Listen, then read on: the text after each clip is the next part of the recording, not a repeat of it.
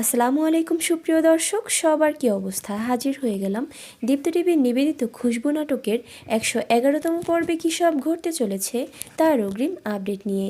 এই পর্বটি কেউ মিস করবেন না, কারণ এই পর্বে আপনারা দেখতে পারবেন শাকিল আশরাফকে দেখা যাবে সে থানার কর্তব্যরত পুলিশ অফিসারকে লোভ দেখিয়ে তার পক্ষে নিয়ে নিবে।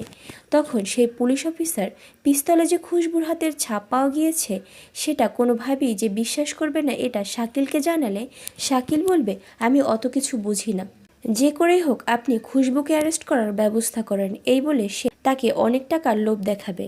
তখন পরবর্তীতে সে পুলিশ অফিসার ওসি সাহেবকে ভুজন ভাজন বুঝিয়ে খুশবুকে অ্যারেস্ট করাতে রাজি করে ফেলবে। ওইদিকে খুশবুকে দেখা যাবে সে এবার সায়ান সহ তার জীবনের সব কিছু রিশাদকে খুলে বলার সিদ্ধান্ত নেবে। তবে কথাগুলো সে মুখে বলতে না পারায় সে রিশাদকে একটা চিঠি লিখবে।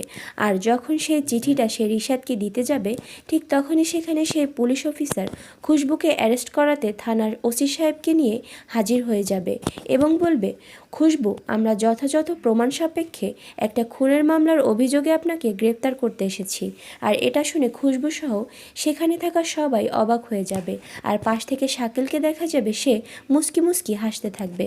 আর অন্যদিকে আপনারা দেখতে পারবেন খুশবুর বাবা মাকে খুঁজতে খুঁজতে আলমকে দেখা যাবে সে তাদের বাড়িতে গেলে খুশবুর মা তাকে ভালোবেসে শরবত ভেবে তার স্বামীর বানানো সে মদ খাইয়ে দিবে। আর তা খেয়ে আলম এসে তার বোনের ঘরে সেই খাটের নিচেই পড়ে থাকবে যেখানে আমজাদ সুইটিকে বেঁধে রেখেছে। সেতুকে দেখা যাবে সে অফিস থেকে ফিরে তার ভাইকে ওভাবে পড়ে থাকতে দেখে আমজাদকে জিজ্ঞাসা করবে, আমজাদ, আমার ভাই এভাবে পড়ে আছে কেন, ওর কি হয়েছে? তখন আমজাদ বলবে, তোমার ভাই মদ খেয়ে এখানে পড়ে আছে। তখন সেতু বলবে, কই, কোনো গন্ধ নেই তো। উত্তরে আমজাদ বলবে, তুমি কি করে বুঝবে? তুমি মদের গন্ধ চেনো নাকি? আর এছাড়াও থাকছে আশ্চর্য সকল ঘটনা। সুতরাং সবাইকে খুশবু নাটকের আগামী পর্ব দেখার আমন্ত্রণ রইল। ধন্যবাদ।